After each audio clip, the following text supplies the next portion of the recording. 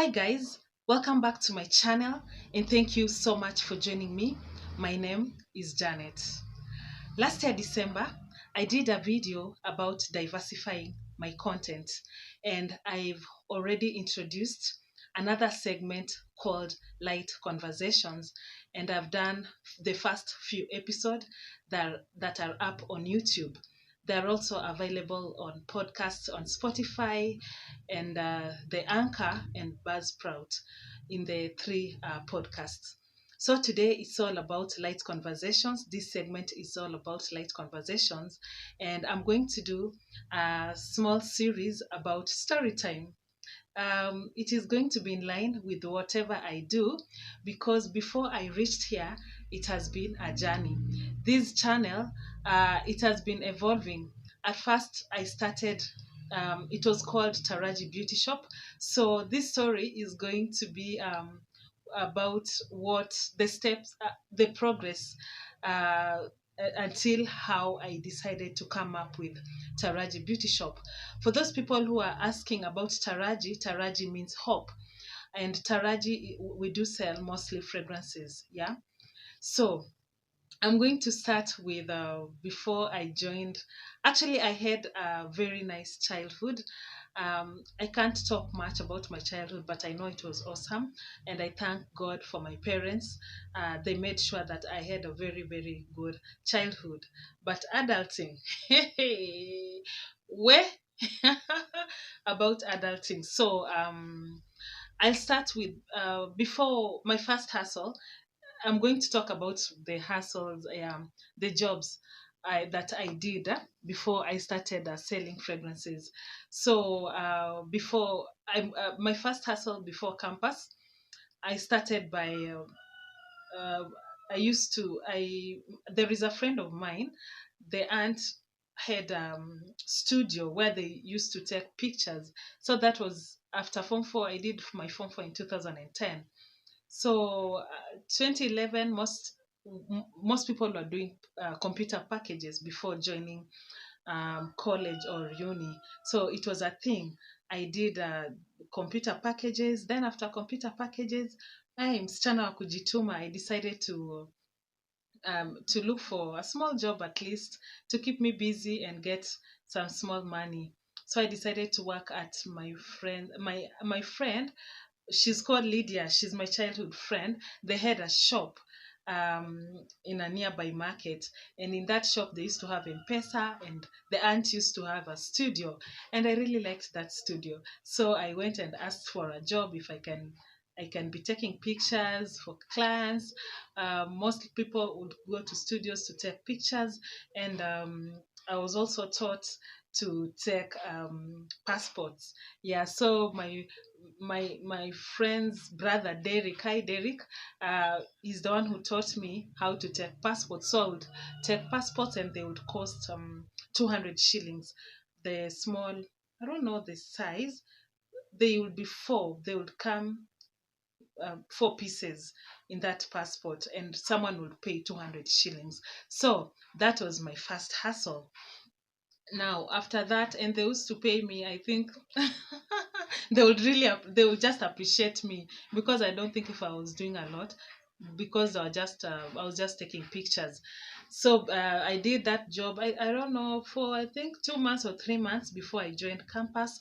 And I would um, before campus, and my dad came and told me to choose what I wanted to do in campus, if I wanted to do journalism or education. Those were my two options. And I was like, no, I don't want to do education. I went for journalism.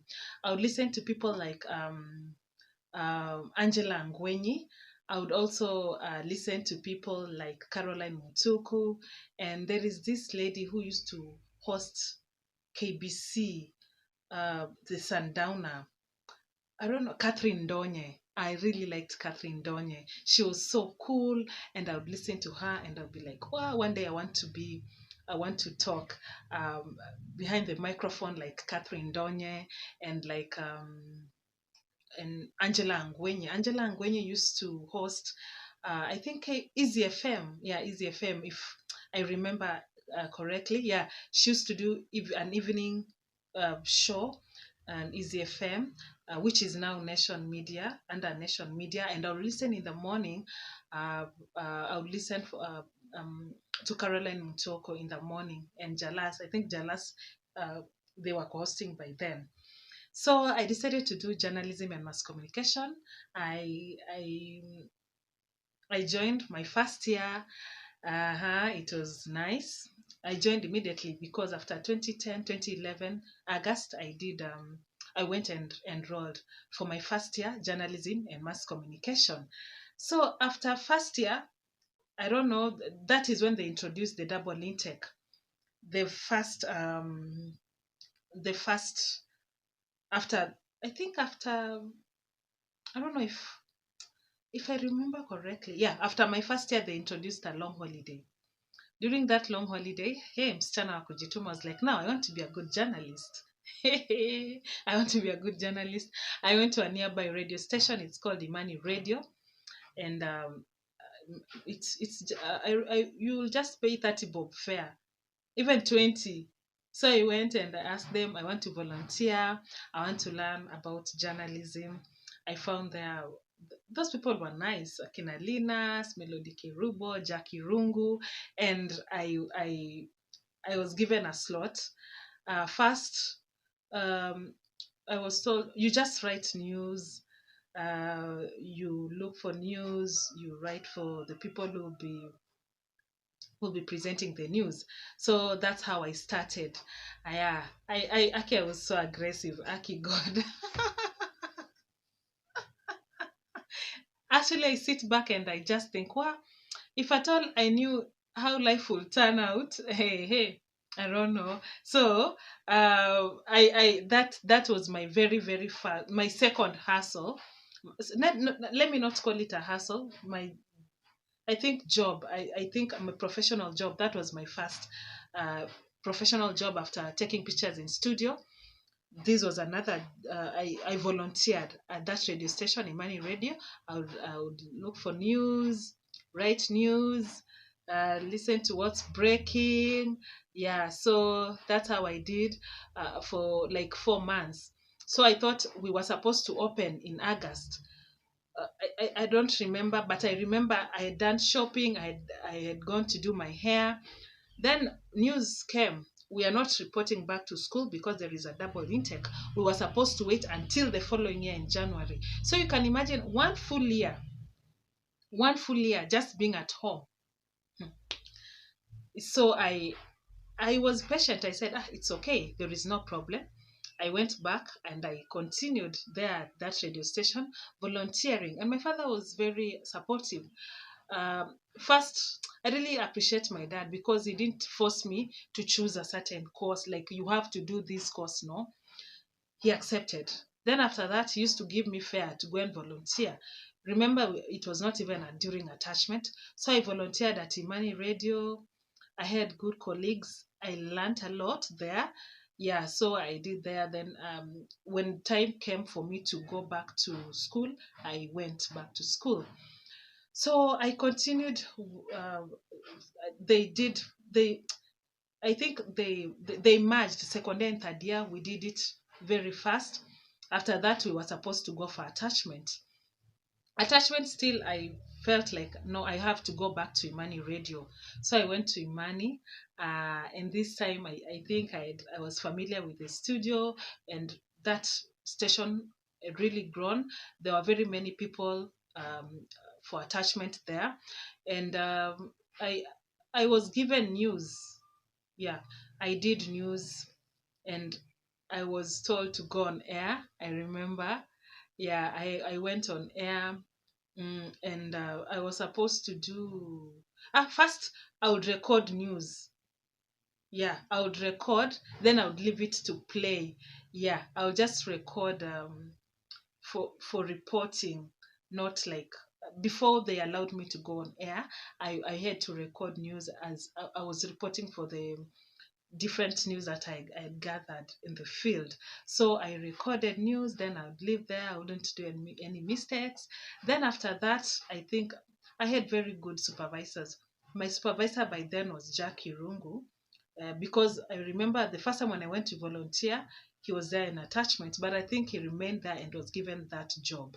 So I was given that job as sorry, he was given a permanent job. So by the time I was going there for attachment, he was, I think, he was my supervisor. So I think I did well with the recording as a reporter. Then they allowed me to go on air. So the first thing that you don't do, you don't panic. That is what I was advised. Make sure you do not panic. Hey, and so I did news at one, and I I panicked, and when I panicked, I mispronounced some words. In Swahili, they say I shem you shema. So I remember I was told, when you shema, don't stop, just continue. Hey, but when I shemad, I continued shemmering. I shemad the whole news. I mispronounced most of the words, and then I knew they wouldn't allow me to go back to studio because I knew I had messed up. But that time I had very good people. They understood. They knew that I was tensed being behind the microphone. I had not been behind the microphone before. But I remember there is this lady, she was called Emily. Amy told Amy told me, when you shrub, don't panic, don't stop, just continue doing the news. Don't like panic and just compose yourself. So before you go to studio, make sure you can relate. For those people who are doing journalism, you can relate. You have to go through the. For us, we would handwrite, and I liked when I handwrite so that I can memorize. So make sure you go through the the news before you deliver it. So I continued doing that, and I think with time I did well with news, and yeah, I gained my confidence, and that was my first. That is how my experience was doing a professional job as a volunteer. So I'll continue in the next series. In the next series, I'm just doing a series of how my progress has been, the jobs that I've been doing. So that was the first series. I was still at Imani Radio for quite some time. So that's how I remember my first job that I did at Imani Radio as a reporter. At some point, they allowed me to go on air live without recording, and I really appreciate that. So in the next episodes, I'll talk to you about my journey, um, how I grew there, and what I learned in radio. So that's it for today, guys. Thank you so much for joining me. I really appreciate. Remember to like, subscribe, and share. Bye bye.